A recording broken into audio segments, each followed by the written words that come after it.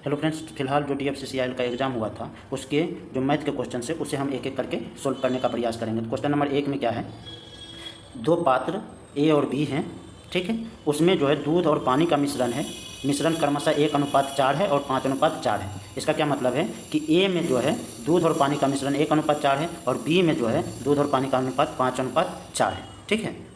B में जो है मिश्रण में, B के मिश्रण में जो है दूध और पानी का अनुपात 5:4 है, ठीक है। पात्र A और B के मिश्रण को किस अनुपात में मिलाया जाए ताकि परिणामी मिश्रण जो है आधा दूध हो और आधा पानी हो। तो देखिए, ऐसे क्वेश्चंस को हम लोग क्या करेंगे कि यहाँ बोला गया है कि आधा दूध हो आधा पानी हो, यानी कि दूध और पानी दोनों में निकालना है। लेकिन हम लोग चाहते हैं कि पहले हम पता करें कि आखिर इस जो मिश्रण है A और B उसमें किसी एक कंपोनेंट्स, या तो दूध हो या तो पानी हो, उसकी मात्रा क्या है, ठीक है। तो अगर हम कह रहे हैं कि मिश्रण A में दूध और पानी का अनुपात 1:4 है, तो टोटल कितना है, तो आंसर है 4, 1 और 4 यानी 5 है। 5 में से किसी एक को लेकर चलेंगे, या तो हम दूध को लेकर चलें या तो हम पानी को लेकर चलते हैं, ठीक है। उसकी मात्रा को डिफाइन करते हैं। तो आप देखिए, दोनों मिला करके A में दोनों मिला दूध और पानी मिला करके 5 है, तो उसमें से दूध कितना है, तो हम दूध को लेकर चलते हैं, तो दूध कितना है, 1 है। यानी कि टोटल अगर 5 है उसमें से 1 दूध है, ठीक है। 5 लीटर, अगर 5 लीटर दूध और पानी का मिश्रण है उसमें से 1 लीटर क्या है, दूध है, ठीक है।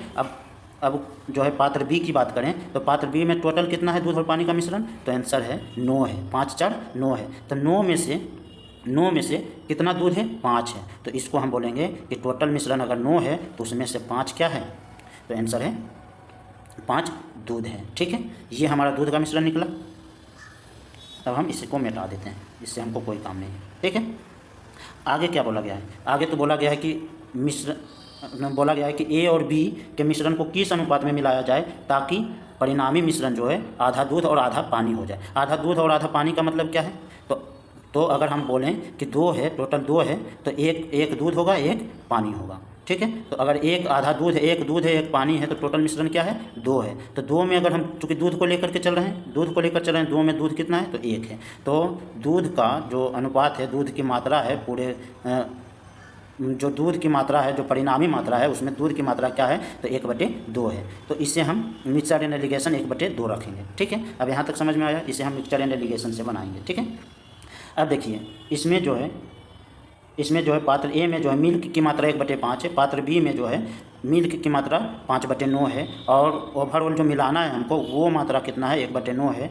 तो अब हम कितना अनुपात में मिलाएंगे, तो इससे क्या करेंगे, इसको इससे घटा देते हैं। तो 5/9 माइनस 1/2 को घटाएंगे तो कितना होगा, तो 5 दूना 10 और 9 1 आई 9, 10 में इसको घटाइए, 5/9 माइनस 1/2 को घटाइए तो कितना आएगा, तो आप बोलेंगे कि 5 दूना 10 और 9 एकम 9, यानी 10 में से 9 गया तो 1 बटे, और दोनों को मल्टीप्लाई करेंगे तो 18।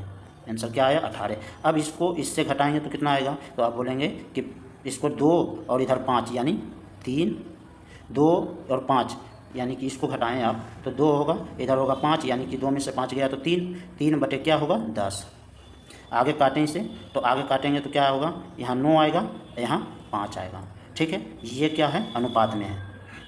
अब जो है, अब इसको सॉल्व कीजिए तो क्या होगा, यहाँ ये जो 5 है, नीचे 5 इधर आ जाएगा, और इधर जो नीचे 9 है इधर मल्टीपल हो जाएगा, तो कितना आएगा, 5:9 दिया 27, जो है 5:27 हमारा आंसर आया। तो ये तरीका है इसे बनाने का। आगे बढ़ते हैं, तो आंसर क्या होगा, 5:27।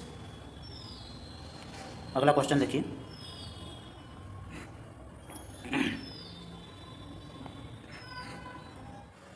अब आप क्वेश्चन नंबर 2 पढ़िए। 2 में क्या है कि राहुल अपनी मासिक वेतन को इस प्रकार से बचाता है कि वह 12,000 रुपये म्यूचुअल फंड में निवेश करता है जो उसके वेतन का 15% है।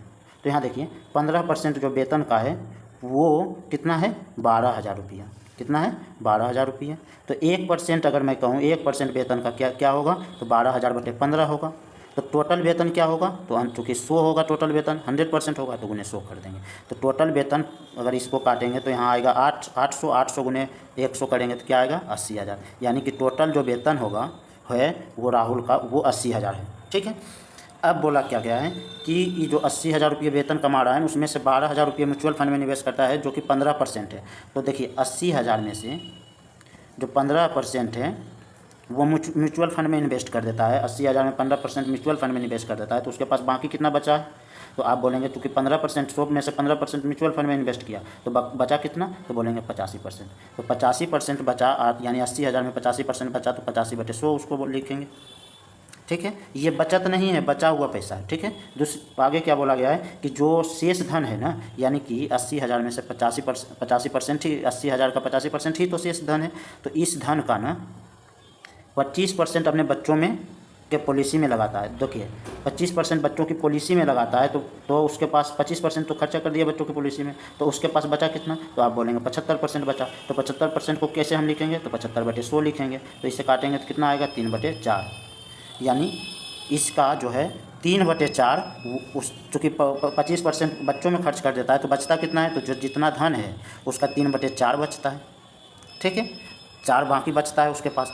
अब बोला गया है कि जो उसके पास बची हुई धनराशि है ना, उसमें से 10% स्वास्थ्य पे खर्चा करता है। क्योंकि 10% स्वास्थ्य पे खर्चा कर दिया है, तो उसके पास बचा कितना है? तो आंसर है 10% स्वास्थ्य पर, तो 90% बचा है टोटल अमाउंट का। तो ये जो टोटल अमाउंट है इसका कितना परसेंट बचा है? तो आंसर है 90%। तो 9/10, 90% को क्या लिखेंगे? 9/10। अब इसे काट कोट कर दीजिए। कट कोट करेंगे तो क्या होगा? तो 2 0 कैंसिल। ठीक है, आगे क्या होगा? तो आगे करिए, तो 10 है तो 1 0 कैंसिल हो जाएगा। ठीक है, और आगे कीजिए, 40 है तो यहाँ 20 हो जाएगा। अब हम क्या करेंगे? इसको मल्टीपल कर दीजिए। मल्टीपल करने के बाद क्या आएगा? इसको मल्टीपल कीजिए तो क्या होगा? 85 × 20, तो 85 दूना 117, 17 यानी 170, यानी 1700 ये हुआ 1700, 1700 × 3 यानी 5100, 5100 × 9 करेंगे तो क्या आएगा? तो 5100 यहाँ कर दीजिए, × 9 करेंगे तो कितना आएगा? तो आप बोलेंगे 51 यानी 9 और 9 बचा 45, यानी 45,900 रुपया जो है हमारे पास बाकी बचा हुआ पैसा है। ठीक है, हमारे पास जो बाकी बचा हुआ पैसा कितना है? 45,900 रुपया ही बचा हुआ है। और चूँकि हमारा सैलरी कितना था, तो आंसर है 80 के, यानी 80,000 रुपया हमारा सैलरी था, उसमें से 45,900 रुपया हमारे पास बचा है। तो हमने सेविंग कितना किया है? तो आप बोलेंगे 80,000 में से 45,900 घटा दीजिए। ये जो 45,900 है वो हमारा सेविंग नहीं है। क्यों नहीं सेविंग है? क्योंकि यहाँ देखिए क्या बोला गया है कि मासिक वेतन को इस प्रकार से बचत करता है। यही लिखा हुआ है ना, मासिक इस प्रकार से क्या लिखा है? बचाता है। तो यानी बचाता है किस चीज़ के रूप में? तो म्यूचुअल फंड में बचाता है, और बच्चों की शिक्षा पॉलिसी में बचाता है, और इसके साथ साथ वो किस चीज़ में बचाता है? यानी स्वास्थ्य में बचाता है। तो यानी कि 45,900 रुपया जो है इन तीनों के बाद बचता है। तो 80 के सैलरी में से 45,900 घटाएंगे तो जो आएगा हमारा आंसर, यानी कि ये 34,100 जो आएगा हमारा आंसर, वो धनराशि हम बचाएंगे, सेविंग करेंगे। तो ये हमारा आंसर होगा। अब क्वेश्चन नंबर 3 पढ़िए।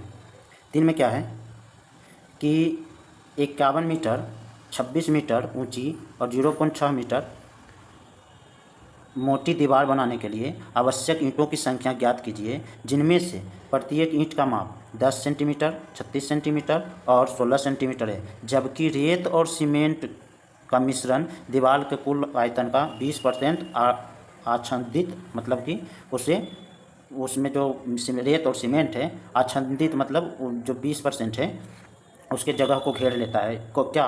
रेत और सीमेंट। ठीक है, तो जो आयतन है दीवार का, उस आयतन में जो लंबाई, चौड़ाई और ऊंचाई है उसका जो 20% एरिया है वो रेत और सीमेंट से ढका जाता है, जिस पे कि ईंट का कोई प्रभाव नहीं पड़ता है। ठीक है, तो अब हम पहले क्या निकालेंगे? पहले दीवार का आयतन निकालेंगे। तो दीवार का आयतन क्या करेंगे? तो लंबाई क्या है? 51 है। तो दीवार का आयतन में लंबाई कितना है? 51 है। क्या है? मीटर में है, तो इसको हम सेंटीमीटर में ही बदल देते हैं। तो 51 × 100 करेंगे। पहले तो पूरा कर देते हैं, पूरा आयतन निकाल देते हैं। 51 हुआ, इधर 26 मीटर हुआ, तो इसको हम 26 मीटर लिखेंगे। और फिर यहाँ क्या हुआ? 0.6 मीटर हुआ। 0.6 मीटर को क्या लिखेंगे? 60 सेंटीमीटर लिखेंगे, यानी सबको सेंटीमीटर में बदल दिए। ठीक है, और चूँकि यहाँ मीटर है, यहाँ भी मीटर है, तो इसको अगर सेंटीमीटर में बदलेंगे तो यहाँ 100 से गुना करेंगे, यहाँ 100 से गुना करेंगे, तो इसको हम सीधा लिखेंगे 10⁴ ये क्या हुआ? दीवार का आयतन हुआ। ठीक है, इतना क्या हुआ, दीवार का आयतन हुआ। और यही आयतन का जो है बोला गया है कि 20% आच्छादित है, यानी 20% पर ईंट का कोई प्रभाव नहीं पड़ता है, वो सिर्फ और सिर्फ रेत और सीमेंट से बना हुआ है। तो जो ईंट लगने वाला जो एरिया आयतन है वो इस आयतन का 20% कम होगा। तो 20% कम होगा तो 20% कम होगा तो वो कितना परसेंट होगा, तो आंसर है 80%। 80% को क्या लिखेंगे, 80/100।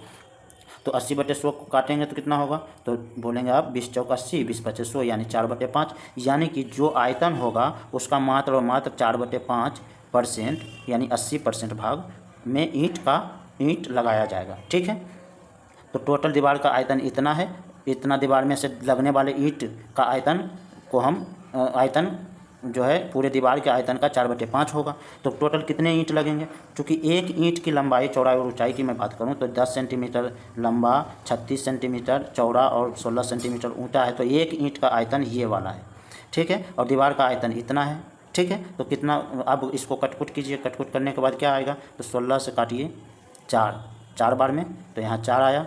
यहाँ काटिए और काटते जाइए, 5 से यहाँ काटेंगे तो 12 पच्चे 60 आएगा। और इधर 12 से काटेंगे तो बढ़ती 36 आएगा। और फिर हम यहाँ से 3 से काटेंगे तो यहाँ 17 आएगा। और यहाँ हम और काटते जाइए, क्या आएगा, देखिए यहाँ 10 को काटेंगे तो यहाँ 3 हो जाएगा। और इसको काटेंगे तो 2 हो जाएगा। और यहाँ क्या हो जाएगा, 13 होगा। और कटने वाला है तो और काटिए, तो 10 पर पावर यहाँ 3 है। और यहाँ क्या है, 13 × 17/2। तो हम 13 × 17 करेंगे तो 17 × 51। और यहाँ 17 एकम 17 और 5 22, यानी 221/2 × 10 पर पावर 3। इसको अगर हम सोल्व करेंगे तो क्या होगा, 221 का आधा क्या होता है, तो 100 कितना होगा, 110.5, यानी 110.5 × 10 पर पावर 3। तो इसे सोल्व करेंगे तो क्या होगा, 110.5 × 10 पर पावर 2 होगा। तो यानी 2 0, यानी 11,500 हमारा राइट आंसर होगा, जो कि ये वाला आंसर है। ठीक है, अगला क्वेश्चन देखिए। अगला क्वेश्चन रेकरिंग वाला है।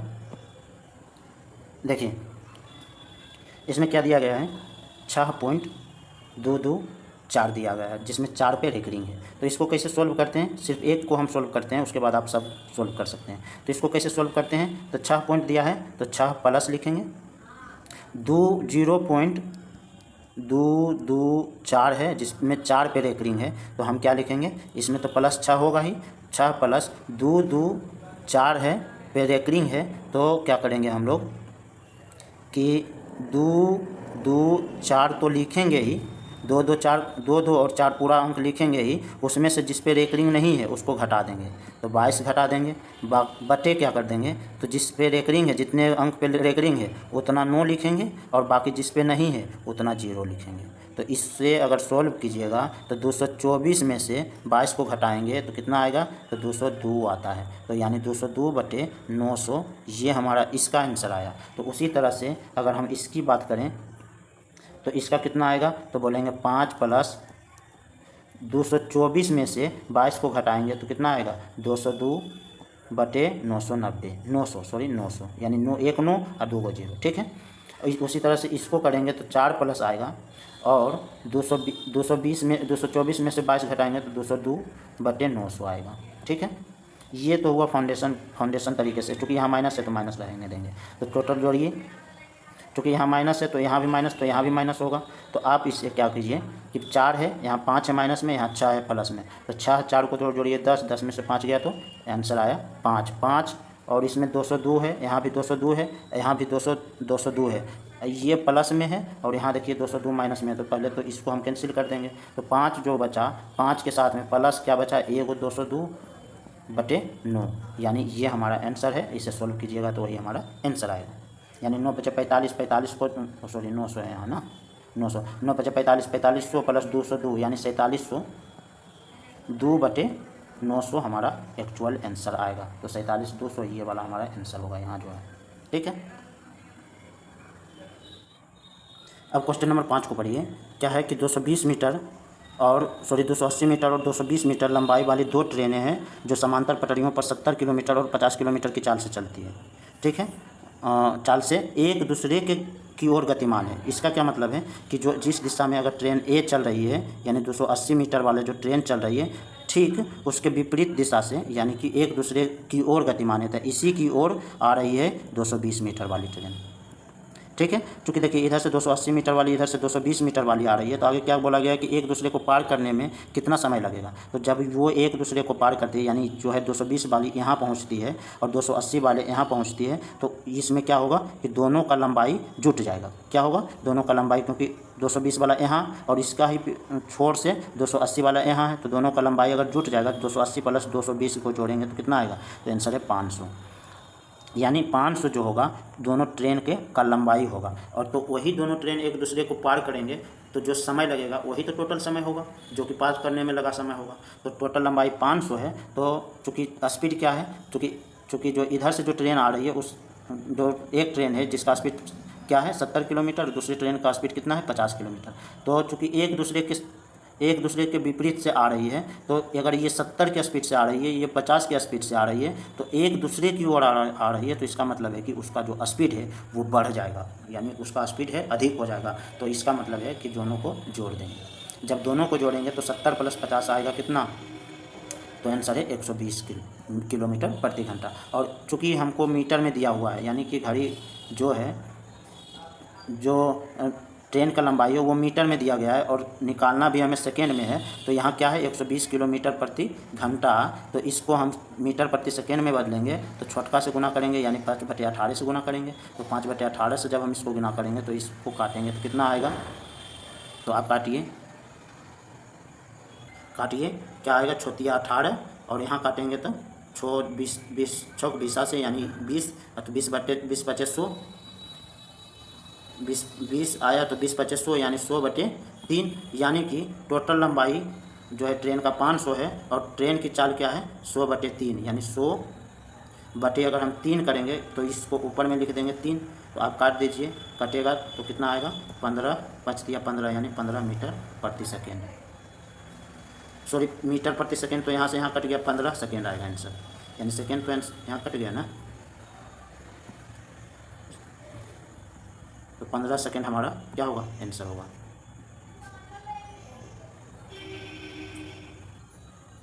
अब बढ़ते हैं अगला क्वेश्चन में।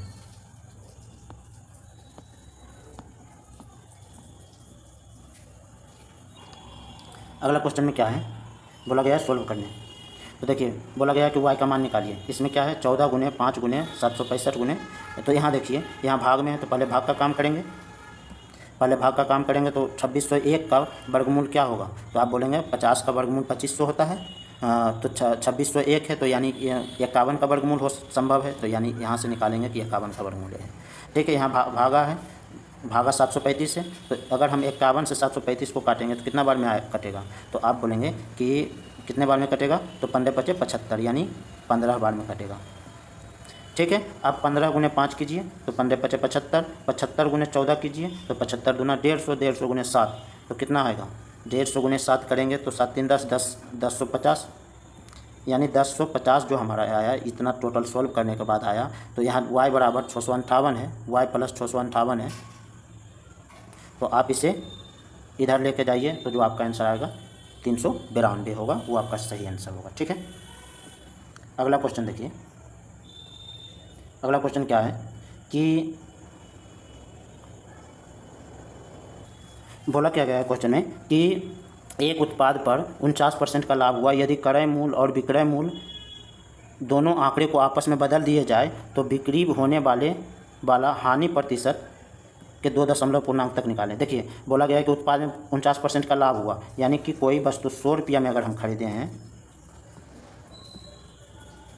कोई वस्तु 100 रुपये में खरीदे हैं, तो चूँकि 49 रुपये का लाभ हुआ तो उसे हम 149 रुपये में बेचे होंगे। सॉरी, उसे हम कितने में बेचे होंगे, 149 रुपये में बेचे होंगे। ठीक है, अब बोला गया है कि क्रय मूल्य और विक्रय मूल्य दोनों के आंकड़े आपस में बदल दिया जाए।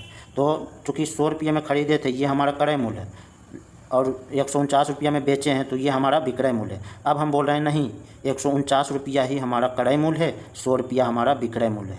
ठीक है, तो कितना का हानि हुआ, तो आप बोलेंगे कि 149 में ख़रीदे हैं, 100 में हम बेचे हैं, तो 49 रुपये का हानि हुआ।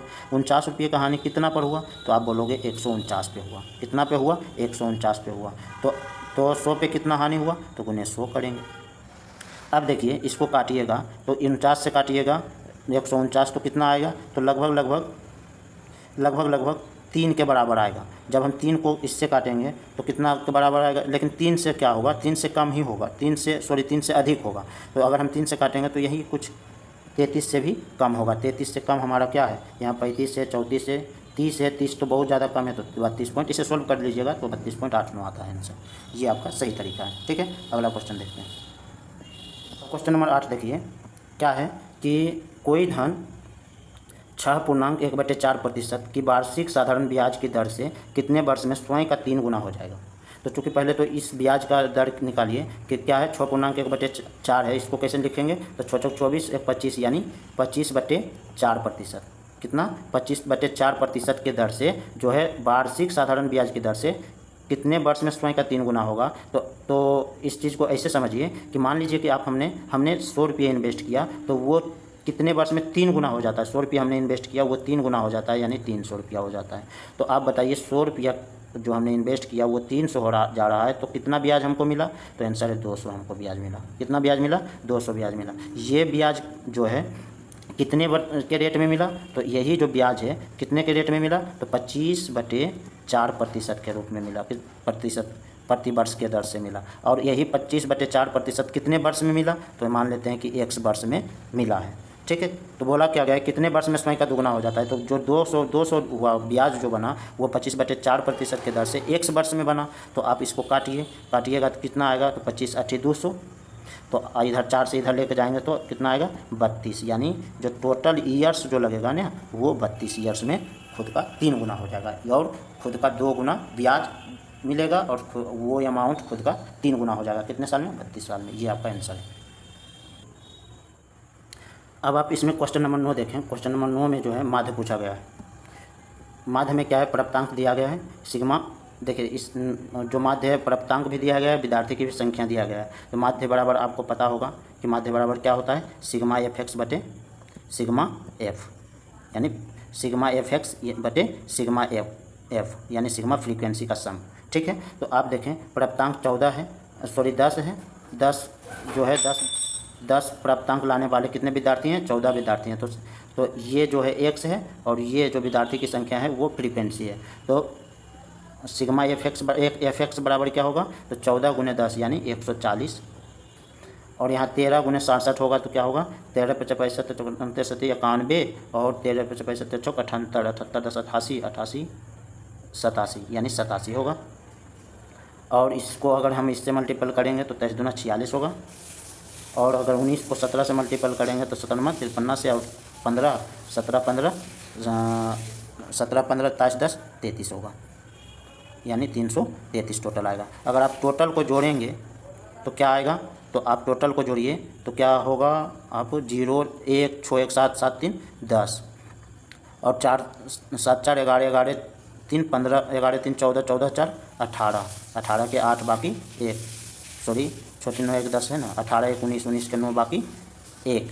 तो यहाँ 8 1 9 9 3 1 9 3 12 12 1 13, यानी 1390 आ रहा है। और फ्रीक्वेंसी क्या है? तो फ्रीक्वेंसी आप इसे जोड़ दीजिए तो 14 13 क्या होगा? 13 9 26 1 27 28 29 29 और 17 46, यानी फ्रीक्वेंसी क्या आ रहा है? सिग्मा F बराबर क्या आ रहा है? सिग्मा F बराबर आ रहा है 46, और सिग्मा FX बराबर 1390। तो अगर हम इसे फॉर्मूला पर बैठा दें तो 1390 आता है बटे 46 को हम करते हैं, तो अगर काटते हैं तो कितना आता है? तो काट दीजिए, काटिए इसे। तो कट तो नहीं रहा, कहीं कैलकुलेशन मिस्टेक हुआ होगा। तो यहाँ 71 ठीक, 43 46 ठीक, 17 दिया 97 53 ठीक, 17 और 15 यानी 22, सॉरी 32 होगा, यहाँ 32 होगा। तो आप जोड़िएगा तो कितना आएगा? अब जोड़िएगा तो आएगा 1380। तो आप काटिएगा इसे तो 30 बार में कटेगा, तो 30 हमारा क्या होगा? आंसर। अब अगला क्वेश्चन देखते हैं।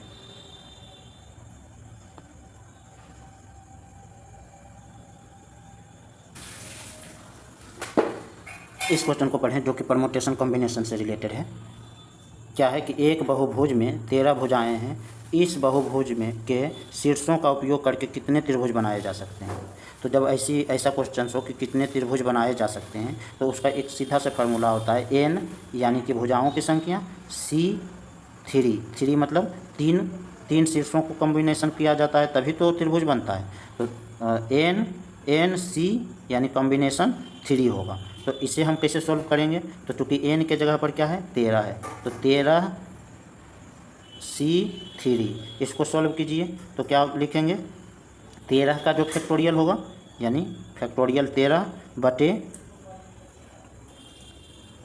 बटे जो होगा वो 3 का फैक्टोरियल होगा जो नीचे है, और इसमें से इसको घटा देंगे तो कितना आएगा गुने 10 के फैक्टोरियल। ठीक है, अब आप देखिए इसको सॉल्व कीजिएगा तो 13 का यहाँ फैक्टोरियल है, तो 13 गुने 12 गुने 11 लिखेंगे और फिर गुने में 10 का फैक्टोरियल देंगे। ठीक है, 10 का फैक्टोरियल बटे क्या हो जाएगा 3 का फैक्टोरियल, 3 गुने 2 गुने 1 को नहीं लिखते हैं, और गुने 10 का फैक्टोरियल, चूँकि 10 का फैक्टोरियल यहाँ भी है, 10 का फैक्टोरियल यहाँ भी है, कैंसिल हो गया। अब इसको करिए 3 दूना 6 है, तो 6 को 12 से कैंसिल कीजिएगा तो 2 आएगा। तो अब इसको सॉल्व कीजिए, 13 दूना 2 26 गुने 11 करेंगे तो कितना आएगा, तो 26 गुने 11 करेंगे तो 26 जोड़िए कितना आएगा 6 2 8 और 2 के 2 जो यानी 286 त्रिभुज बनेंगे, जो कि आपका ये वाला आंसर होगा। ठीक है, अगला क्वेश्चन देखिए, पढ़िए। अब क्वेश्चन नंबर 11 पढ़िए, क्या बोला गया है, 2 बैग और 10 पेन की कुल कीमत 720 है। 2 गो बैग हैं प्लस 10 गो पेन है, उसकी जो कीमत है 720 है। 8 बैग 15 पेन, 8 बैग प्लस 15 गो पेन है, उसकी जो कीमत है 1205 है। ठीक है, तो बोला गया है कि 18 बैग 3 पेन की कीमत क्या होगी, तो इसे सॉल्व कर दीजिए, बन जाएगा। ठीक है, अगला देखते हैं।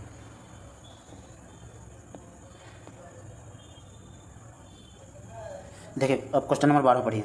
12 में क्या बोला गया है कि P किसी कार्य को 40 दिन में कर सकता है, उसने इस काम को 10 दिन किया और फिर Q ने 30 दिनों में कार्य को पूरा कर लिया, तो बताएं P और Q मिल करके कार्य को कितने दिन में कर सकते हैं। तो यहाँ देखिए P जो है ना 40 दिन में काम को कर सकता है, लेकिन वो जो है 10 दिन काम किया और छोड़ देता है।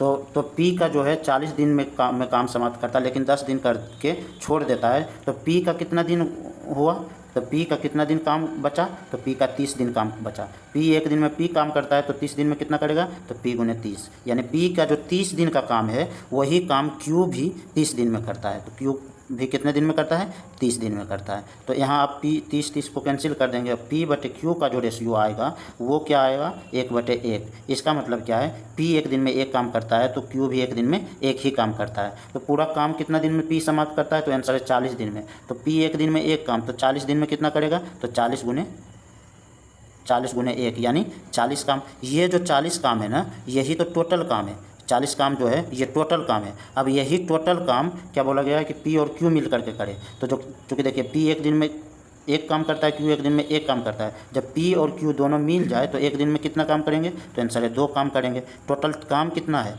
40, तो एक दिन में 2 काम करेंगे, तो 40 काम को करने में कितना दिन, तो 40/2 = 20 दिन लगेंगे। तो 20 जो हमारा आया वो आंसर आएगा। ठीक है, अगला देखिए, चलिए अब क्वेश्चन नंबर 13 पढ़िए। 13 में क्या है कि A, B और C का जो है वर्तमान आयु का योग 131 वर्ष है। वर्तमान आयु का योग 17 वर्ष पहले उसके आयु का अनुपात जो है 6:10:4 था। तो बताएं कि C की आयु क्या होगी। तो देखिए जो वर्तमान आयु का योग जो है A, B, C के जो वर्तमान आयु का योग कितना है, तो आंसर है 131 वर्ष है। ठीक है, बोला गया कि 17 वर्ष पहले उन तीनों का जो आयु का अनुपात है ना 6:10:4 था। 17 वर्ष पहले की बात कर रही है, तो एक का आयु अगर 17 वर्ष पहले होगा तो वो 17 वर्ष होगा, लेकिन 17 वर्ष 3 का आयु हुआ तो यानी कि 51 वर्ष पहले की बात, यानी तीनों के आयु का योग में 51 वर्ष पहले हो जाएगा।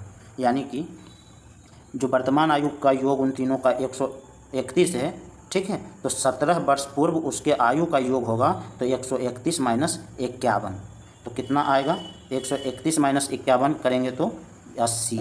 80 बरस क्या है? 80 बरस जो है 17 वर्ष पूर्व ए बी सी के आयु का योग है। ठीक है, 17 वर्ष पूर्व ए बी सी के आयु का योग है क्या? कितना? 80 बरस। और यही 80 बरस का तो रेशियो यहाँ दिया हुआ है 6:10:4। तो 80 वर्ष पूर्व रेशियो का जो योग होगा वो कितना होगा? उसके मतलब आयु के अनुपात का योग, तो बोलेंगे 6 + 4 + 10, यानी 6 × 4 = 10, 10 20। यानी कि जो 20 वर्ष है ना, 20 वर्ष जो कि तीनों के आयु के 17 वर्ष पूर्व की बात की जा रही है, 20 वर्ष वही रिप्रेजेंट कर रहा है कितने वर्ष को? 80 वर्ष को। तो 20 वर्ष रिप्रेजेंट कर रहा है कितने वर्ष को? 80 वर्ष को। तो एक वर्ष कितने को रिप्रेजेंट करेगा? तो 20 से काटेंगे तो 20 × 80, यानी एक वर्ष जो रिप्रेजेंट कर रहा है, जो रिप्रेजेंट कर रहा है 4 को। तो चूँकि ए बी सी के 17 वर्ष पहले का अनुपात कितना था? तो 6:5:4। तो पूछा क्या गया है? सी के वर्तमान आयु का अनुपात। तो 17 वर्ष पहले सी का अनुपात क्या था? तो चूँकि 1 का अनुपात, 1 का मतलब 4 है, तो 4 का मतलब क्या होगा? तो 4 × 4 बराबर कितना होगा? 16। जो 16 वर्ष जो आया, सी का आयु आया 16 वर्ष, क्या आया? यहाँ इस चीज़ को यहाँ लिखते हैं, 16 वर्ष जो आया वो सी का आयु आया। कब का आयु? तो आंसर है 17 वर्ष पहले का आयु। पूछा क्या गया है? वर्तमान आयु। तो 17 वर्ष पहले वो 16 वर्ष का था, तो वर्तमान में वो कितने वर्ष का होगा? तो 16 वर्ष प्लस 17 वर्ष, जो 17 वर्ष अभी बीता है, तो 16 + 17 कितना आया? 33। 33 वर्ष हमारा एक्चुअल आंसर होगा, आंसर नंबर डी। अब क्वेश्चन नंबर 15 पढ़िए। बोला क्या गया है कि निम्नलिखित आंकड़ों का बहुलक ज्ञात कीजिए। तो आपको क्या करना है कि पूरा नहीं देखना है, आपको देखना है कि ऑप्शंस में क्या क्या दिया गया है। तो जो ऑप्शंस में दिया गया है, तो पहले 77 है, तो 77 को काउंट करेंगे कितनी बार आया। तो 77 अगर अधिक बार आया है, फिर 81 को काउंट करेंगे कितनी बार आया है, फिर 75 को, 74 को काउंट करेंगे, उसके बाद 64 को काउंट करेंगे। तो जो संख्या अधिक बार आया है तो वही हमारा बहुलक हो जाएगा। तो हम 61, 62, 63 नहीं देखेंगे, जो ऑप्शंस में दिया गया है उसी को हम सिर्फ और सिर्फ उसी को देखेंगे कि उसकी फ्रीक्वेंसी इसमें कितनी बार है। ठीक है। अब क्वेश्चन नंबर 15 देखिए। 15 तो हो गया, 16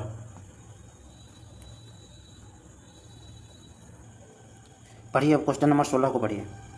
क्या बोला गया है कि 50,35,450 की जनसंख्या वाले एक शहर में जन्म दर और मृत्यु दर क्रमशः, जन्म दर कितना है? 6.6 और मृत्यु दर 2.6 है, वार्षिक है। वार्षिक जन्म मृत्यु दर जो है, जन्म दर 6.6 और मृत्यु दर 2.6 है। ठीक है। तो 2 वर्ष बाद उस शहर की जनसंख्या ज्ञात कीजिए।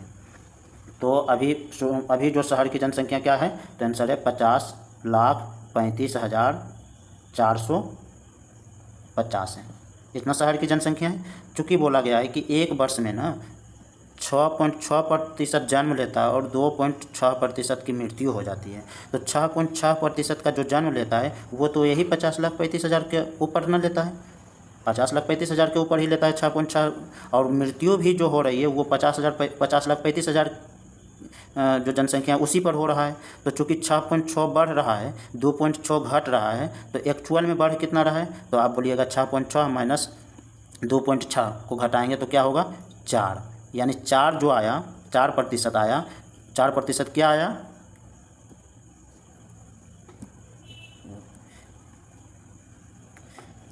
4% जो आया वो 4% एक वर्ष में बढ़ने वाली जनसंख्या है। ठीक है। तो एक वर्ष में 4% बढ़ रहा है, तो जो हमारा 50,35,450 जनसंख्या है, और चूँकि एक साल में 4% बढ़ रहा है, तो ये जनसंख्या क्या हो जाएगी? तो 104/100 हो जाएगा। एक साल में इतना हो जाता है तो दोबारा साल फिर 104 बढ़ता है, 4% बढ़ता है, तो यानी 104 हो जाता है, 104/100 हो जाएगा। तो इसे आप सॉल्व कर दीजिएगा तो आपका आंसर 54,46,000 के आसपास ही आएगा, जो कि आपका करेक्ट आंसर है। ठीक है, आगे बढ़ते हैं। आगे क्वेश्चन नंबर 17 पढ़िए। क्वेश्चन नंबर 17 पढ़िए।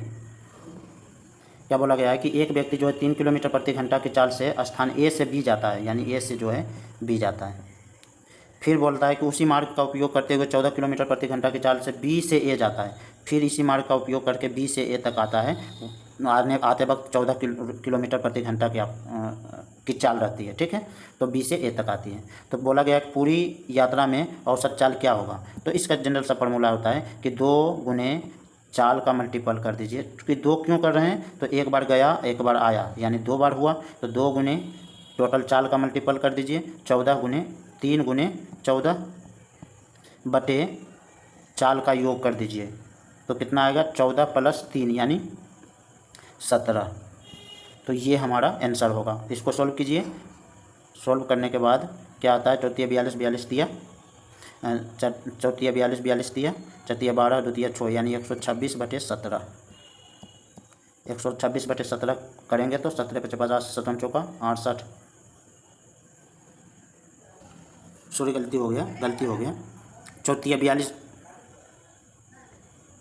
और 42, चौथिया 42 42 गुने 2 करेंगे ना, तो 42 गुने 2 करेंगे तो कितना होगा, 80 2 82, सॉरी 84, यानी कि ये 126 नहीं 84 होगा। 84 बटे 17, तो इसे सोल्व करेंगे तो 17 चौका 68 पूर्णांक 4 × 16 बटे 17, जो कि हमारा ये आंसर होगा। ठीक है, आगे देखते हैं।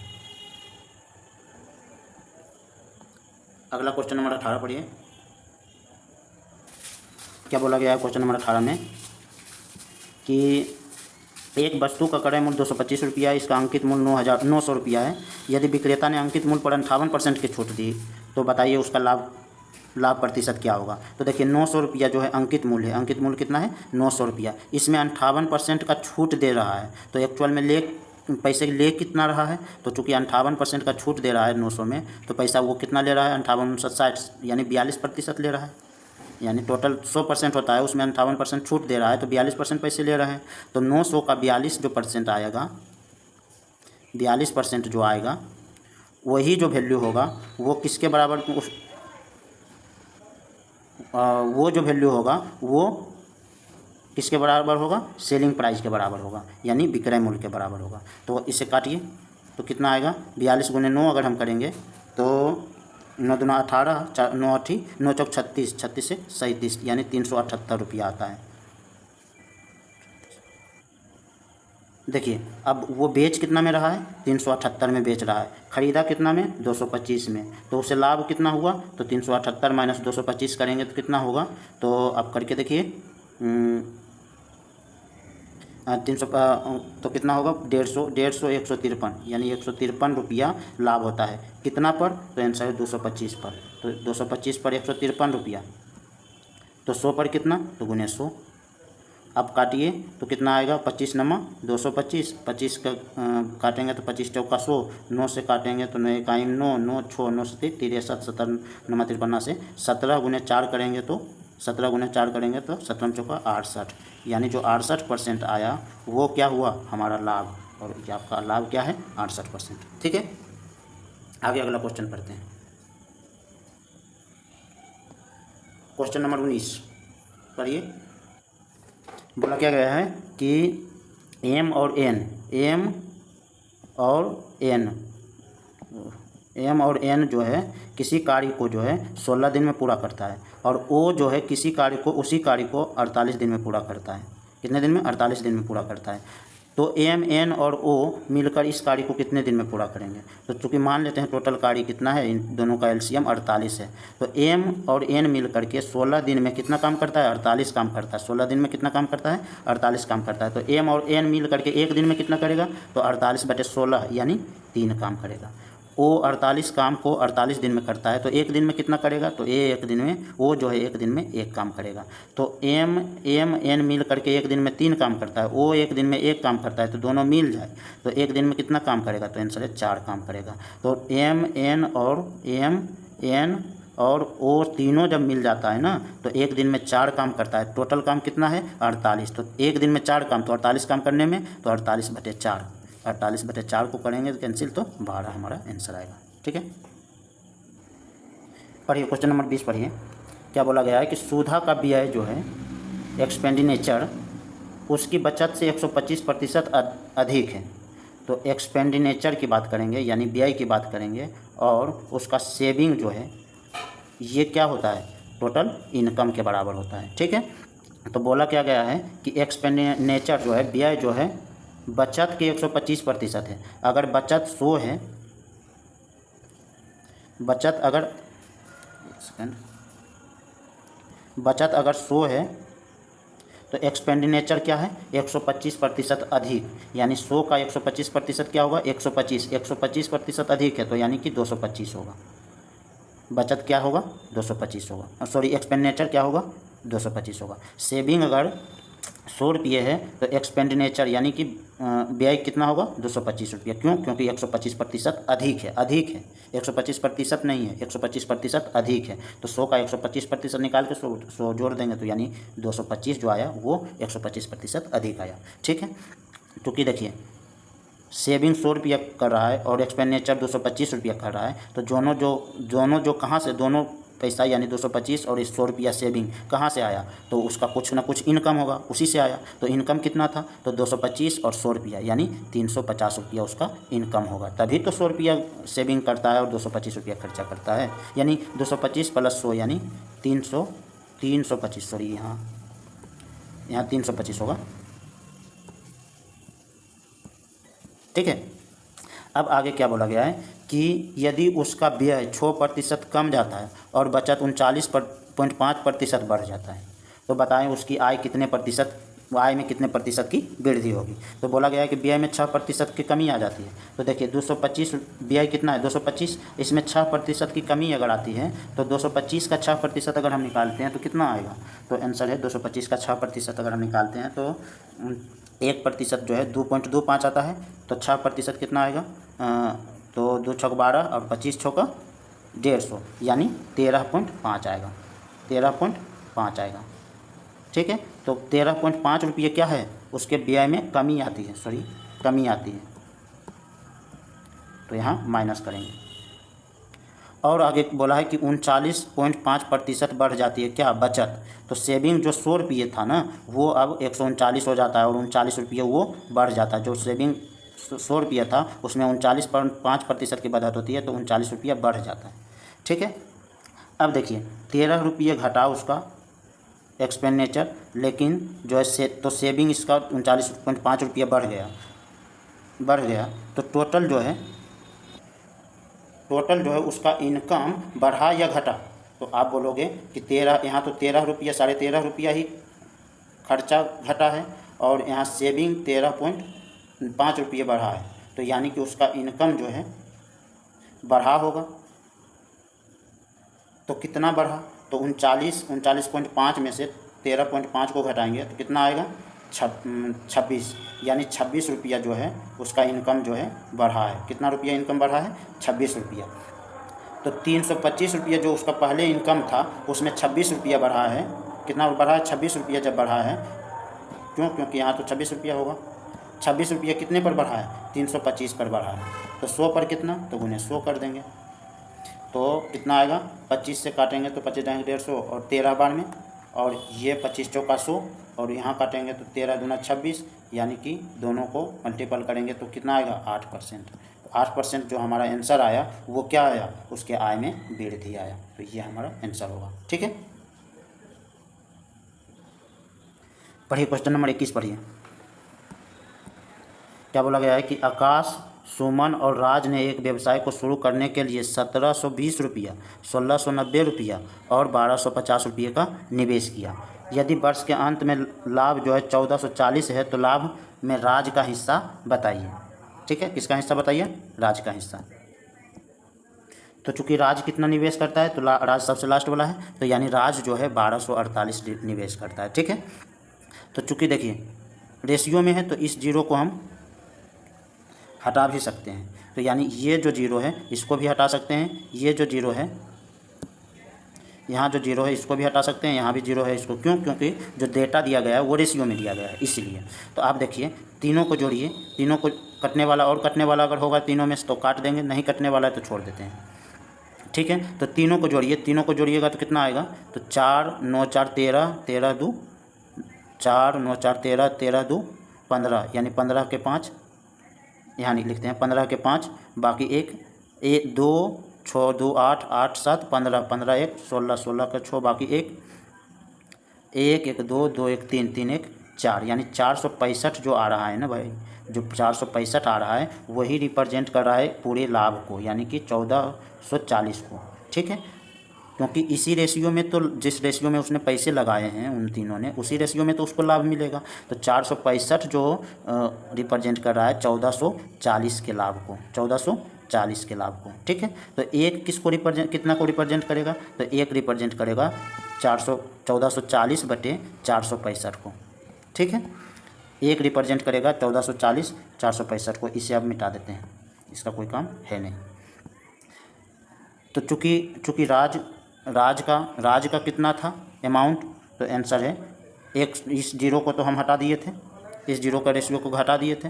राज का कितना अमाउंट है 124। आप इसे सॉल्व कीजिए, आपका आंसर आ जाएगा। इस चीज़ को समझे, नहीं समझे तो इस चीज़ से समझिए कि जो भी रेशियो दिया गया है ना, उसको अगर हम सम किए हैं तो वही रेशियो के अनुसार से तो 1440 के लाभ विभाजित होगा, क्योंकि जितना पैसा लगाएगा उतना ही तो वो लाभ लेगा, या जिस रेशियो में पैसा लगाएगा वो उसी रेशियो में तो लाभ मिलेगा उसे। तो उसने 124 लगाया, तो 124 टोटल 465 है, 465 रिप्रेजेंट कर रहा है 1440 को, तो एक रिप्रेजेंट करेगा 1440 बटे 465। जब एक रिप्रेजेंट कर रहा है 440 बटे 465 को, तो 124 किसको रिप्रेजेंट, 124 तो राज है, तो 124 का रिप्रेजेंटेशन कितना होगा, तो 1440 बटे 465 गुने तो 124। आप इसे सॉल्व कीजिए, कितना आएगा। यहाँ अगर काटते हैं 5 से तो कितना होगा, 5 9 45 और 1 5 5 दिया ही 15, और इससे काटेंगे तो क्या आएगा, 5 से काटेंगे तो 5 दूना 10 और 4 4 यानी 5 8 40 और 0। ठीक है, और 5 8 40 सॉरी 8। ठीक है, 288। अब इसे कैलकुलेट करें तो क्या आएगा,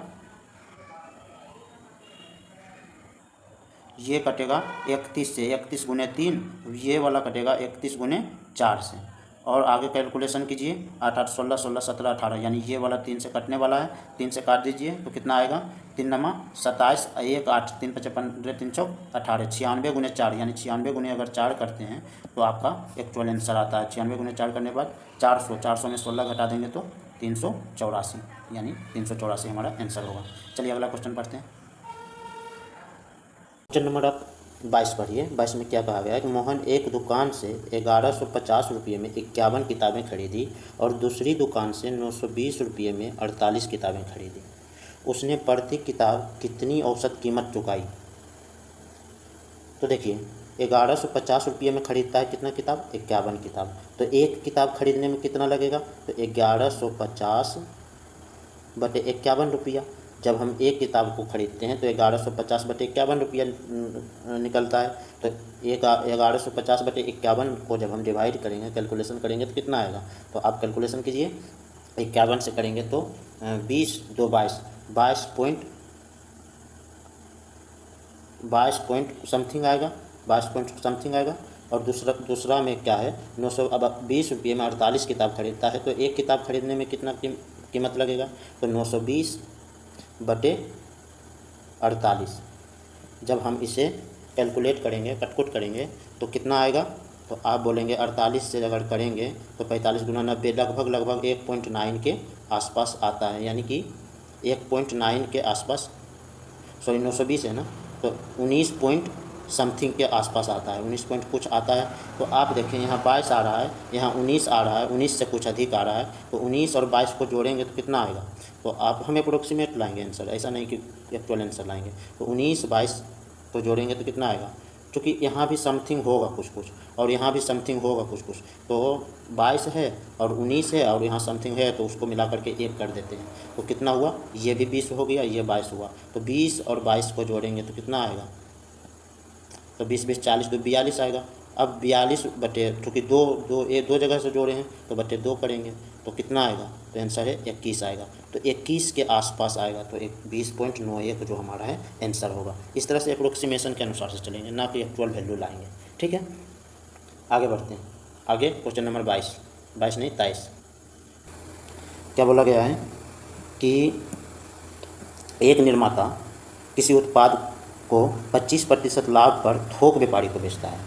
तो यानी कि अगर किसी वस्तु का उत्पादित मूल्य 100 रुपया है तो वो निर्माता जो है 25% का लाभ कमा करके थोक विक्रेता को कितने में बेचता है, 125 में बेचता है।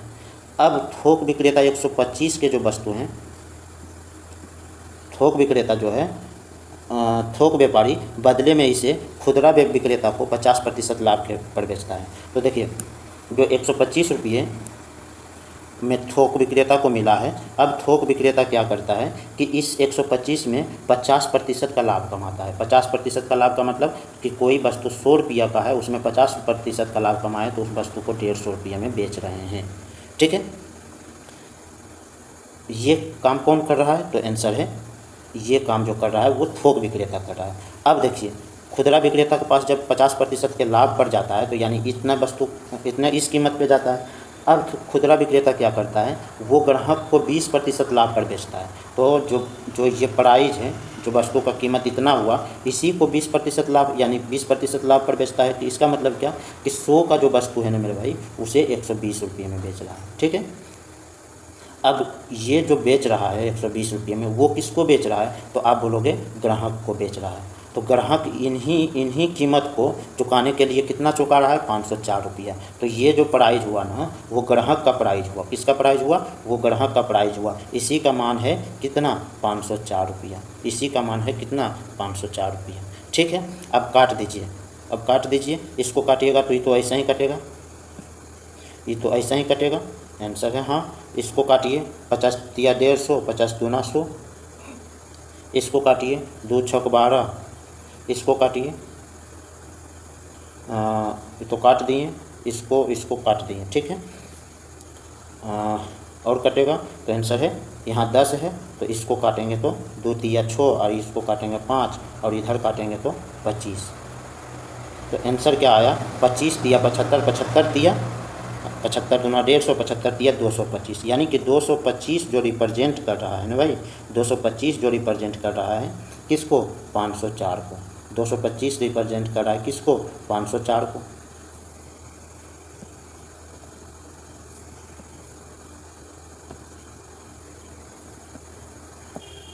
तो मेरे भाई एक किसको रिप्रेजेंट करेगा? तो 504/225 को रिप्रेजेंट करेगा।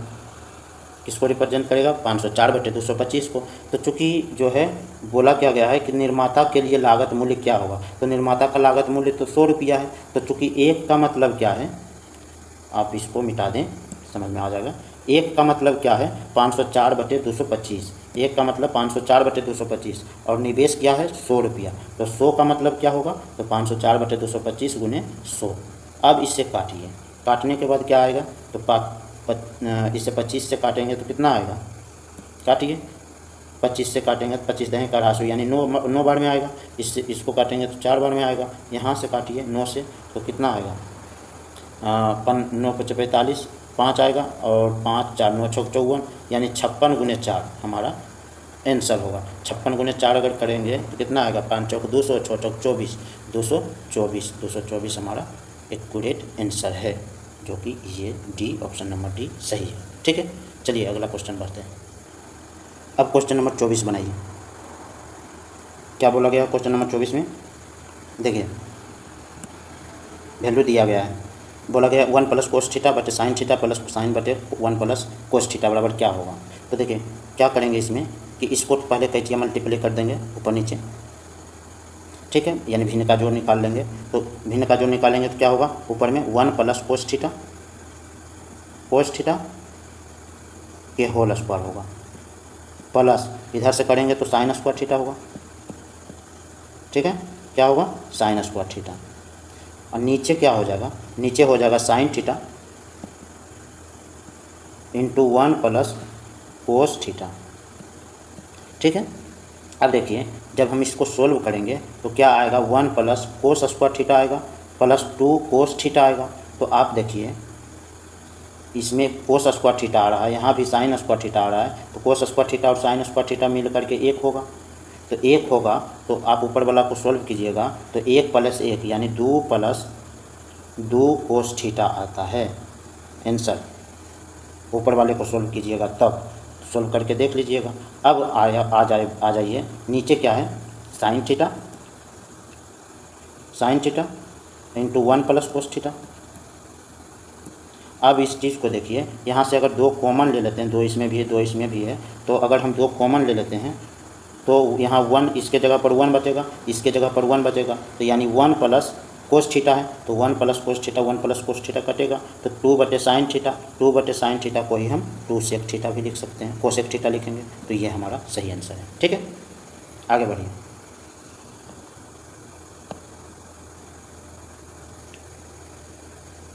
क्वेश्चन नंबर 25 में है कि इसे विस्तृत रूप से लिखिए। तो a plus B plus C के होल स्क्वायर बराबर a square plus B square plus C square plus 2ab plus 2bc plus 2ca, यही फार्मूला पर बनेगा और क्या, इसमें और कुछ तो है ही नहीं। चलिए अब क्वेश्चन नंबर 26 पढ़िए। 26 में क्या गया है कि क्या कहा गया है कि किसी गोले का आयतन इसके प्रारंभिक आयतन से 8/27 गुना कम कर दिया जाता है तो इसकी त्रिज्या कितने प्रतिशत कम हो जाएगी। तो देखिए, पहले था गोले का जो आयतन था पहले 27 था, लेकिन अब क्या किया गया है 8 कर दिया गया है, यानी कि 8 गुना, यानी कि अब जो है 8/27 गुना कर दिया गया है, यानी पहले 27 था तो अब 8 कर दिया गया, यानी कम कर दिया गया। तो जो त्रिज्या होता है पूछा बोला गया है कि त्रिज्या कितने प्रतिशत की कमी होगी। तो देखिए गोला है, गोला में त्रिज्या क्या होता है r³ के रूप में होता है, यानी कि त्रिज्या का घन होता है। तो अगर हम मेरा ये आयतन में दिया है तो त्रिज्या के रेशियो में अगर हम निकालें तो इसका घनमूल निकालेंगे तो 2 का घनमूल कितना, 8 का घनमूल कितना आएगा, तो आंसर है 2। और 27 का घनमूल कितना आएगा, तो आंसर है 3। यानी कि त्रिज्या जो कम होगा, अगर आयतन 27 से 8 कम होता है तो त्रिज्या 3 से 2 हो जाता है। अगर आयतन 27 से 8 होता है तो त्रिज्या कितना होता है, 3 से 2 हो जाता है। तो कितना कम हुआ त्रिज्या, तो बोलोगे 1 कम हुआ। तो 1 कितना पे कम हुआ, तो आंसर है 3 पे कम हुआ। तो 1 त्रिज्या कम हुआ 1 कितना पे, 3 पे। तो टोटल कितना परसेंटेज में कितना कम हुआ, गुने 100। तो काट-कूट करेंगे तो कितना आएगा 33.33, जो कि आंसर नंबर बी होगा, यानी 33% के लगभग। ठीक है,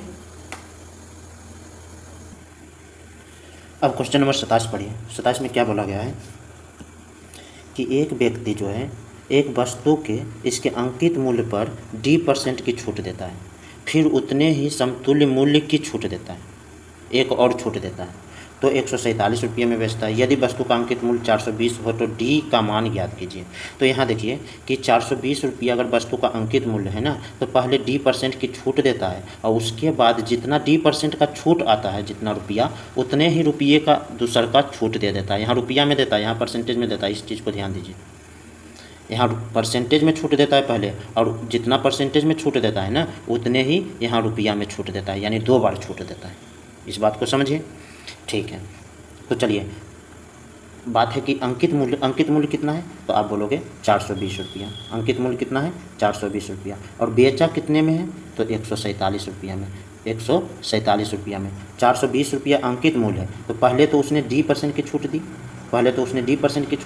उसके बाद जो d% पे जितना छूट मिला उतने ही छूट उसने रुपया में दिया, तो टोटल जो इतना छूट देने के बाद जो है 420 रुपये जो अंकित मूल्य था वो 147 रुपये में बेचा गया। ठीक है, अब देखिए चूँकि ये एक रेशियो में है, जो डेटा है वो रेशियो के फॉर्म में है, तो हम इसे काट छाट भी सकते हैं इस तरह से। तो आप देखें, अगर हम इसे काटें और इसको हम काटते हैं 7 से, तो 7 दूना 14, 70 और 21 बार में 7 छक 42 यानी 60। इसे एक बार और काट सकते हैं, 3 सती 21, और इसे एक बार और काट दें तो कितना आएगा 20। यानी कि जो 20 रुपये अंकित मूल्य था उसे अब उसने 7 रुपये में बेचा।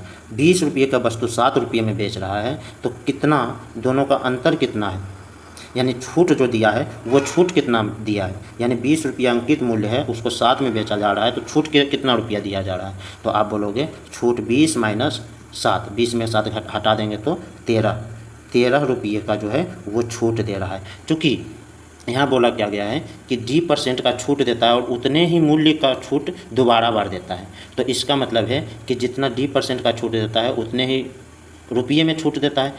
तो दोनों का छूट अगर जितना है उसमें से आधा जो छूट होगा वो डी होगा, आधा छूट होगा समतुल्य रुपया। तो यानी कि टोटल जो है 13 रुपये का छूट देता है, तो डी का छूट कितना होगा, और जो डी के बराबर दूसरा छूट देता है वो कितना होगा। तो आप बोलेंगे कि डी का जो छूट होगा ना 13 का आधा, यानी 6.5 रुपये का छूट होगा। डी का जो छूट होगा ना 6.5 रुपये का छूट होगा। तो टोटल कितना छूट दिया जा रहा है 6.5 का। आंसर है टोटल कितना छूट दिया जा रहा है 6.5 का। तभी तो दूसरका में भी 6.5 का छूट देगा, दूसरका छूट में 6.5 देगा तो 13 रुपये का छूट होगा ना। तो 6.5 का छूट दे रहा है D%, यानी डी का मतलब हुआ 6.5 का छूट दे रहा है कितना पर। तो आंसर है 6.5 का जो छूट दे रहा है वो 20 पर दे रहा है। कितना पर छूट दे रहा है, क्योंकि अंकित मूल्य तो अब 20 है, यहाँ से काट दिए हैं तो यहाँ तो अंकित मूल्य 20 है। तो 6.5 का छूट दे रहा है कितना पे 20 पे। तो 100 पर कितना, तो गुने 100, तो 20 बचे 100 और 6.5 को 5 से गुना करिएगा तो कितना आएगा 6 पचे 30, 5 25 यानी 32.5, यानी कि टोटल जो छूट दिया जा रहा है वो 32.5%। C answer. ठीक है, आगे बढ़िए। क्वेश्चन नंबर 27 हो गया। 28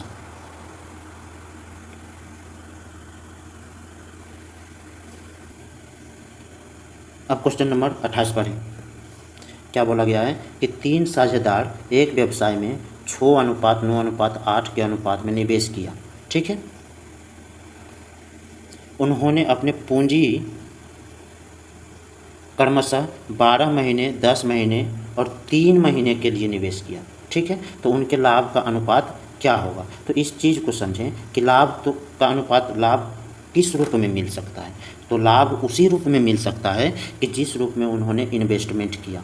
जितना अधिक आप इन्वेस्टमेंट करेंगे उतना आप लाभ के अधिक भागीदारी होंगे। लेकिन हाँ, जितना आप इन्वेस्टमेंट करेंगे उतना अधिक लाभ का भागी तो तभी बनेंगे जब आपका इन्वेस्टमेंट अधिक समय के लिए होगा। यानी कि अगर कम भी इन्वेस्टमेंट कर रहे हैं, अगर टाइम अधिक है तो आप अधिक पाएंगे। अगर टाइम कम भी दे रहे हैं, अगर अधिक इन्वेस्टमेंट कर रहे हैं तो आप अधिक पाएंगे।